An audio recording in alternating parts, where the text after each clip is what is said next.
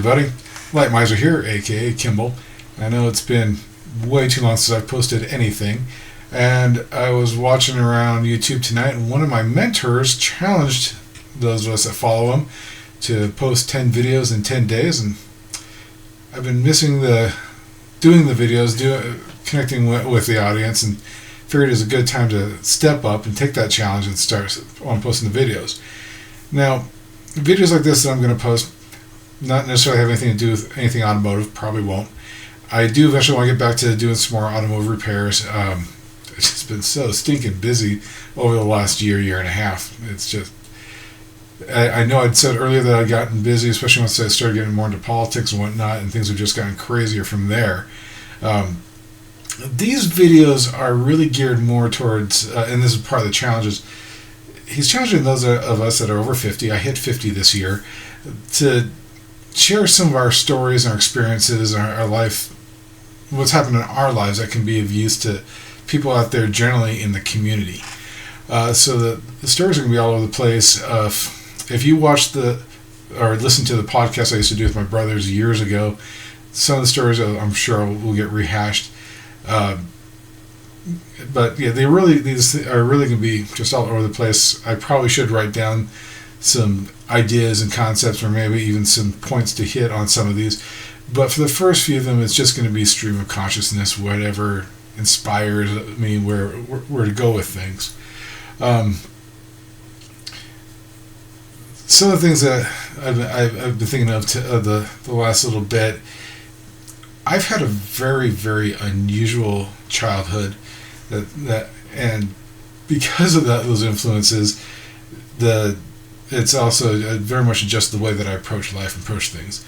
And unfortunately, I've known people that when I say they've had unusual childhoods, it's been very traumatic experiences. For me, it's not been things of that nature. I was raised in the film industry. My dad did special effects for movies for 35 years. So as I like to kid around, I know how to do a lot of things I really shouldn't know how to do. I use that knowledge for good, but there is things I know how to do that most people don't. And I've tried to leverage that technology, those technologies I've been involved with, and also the thought process of building those into my career path and into some of my hobbies and things that I try and help out. Because of the moving around and whatnot, and that growing up in that environment, I ended up spending a lot of years in theater, and I still help out with some of the local theater companies. Got a friend that created a stage theater group for kids to teach them how to act, and I usually get called up every year to help out with Christmas Carol and add some special effects to that. The first year we made it snow on stage. Last year I made a mechanism to have bells ring for the randomly throughout the theater, through where the audience sat, for the Spirit of Christmas Future. Didn't quite work because of some of the other techs involved. It wants me to revive that this year, and we better get on that pretty quick here. We're going to run out of time. But because of those experiences, I generally have a very different viewpoint on how to approach issues.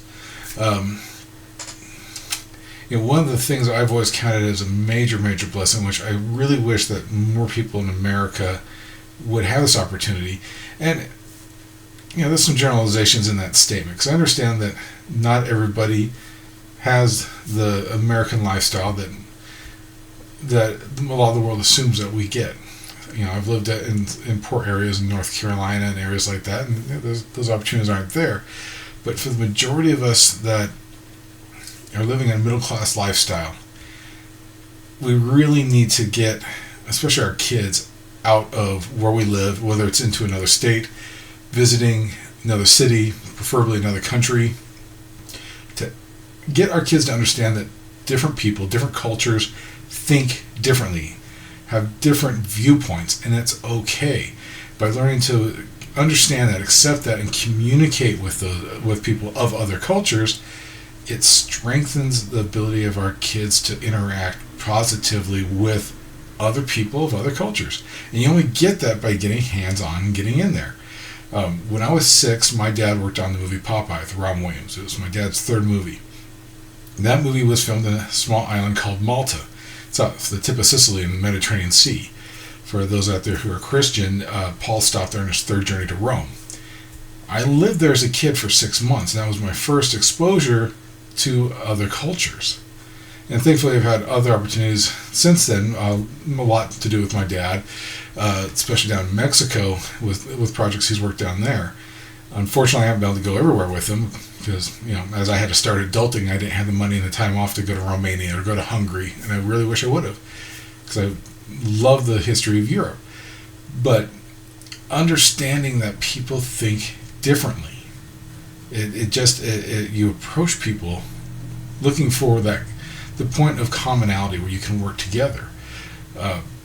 As through my dad later in my own professional life, I was able to spend a summer working in Saudi Arabia, and I really believe that viewpoint as a kid really helped me to work with the people there and interact with people there in positive ways. Obviously, I was in a Muslim country. I could not worship as a Christian when I was there, and I respected those guidelines that I accepted to be allowed into the country to do the work.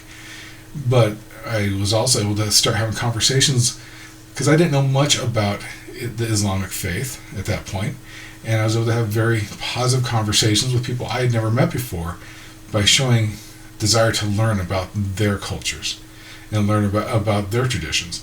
But that's something else I learned while traveling around. If you want to get to know a people at their core level, not individuals, but as a group, the two best, easiest ways is learning about their religion or learning about their food. And it opens up conversations. It opens up interactions you just wouldn't get otherwise.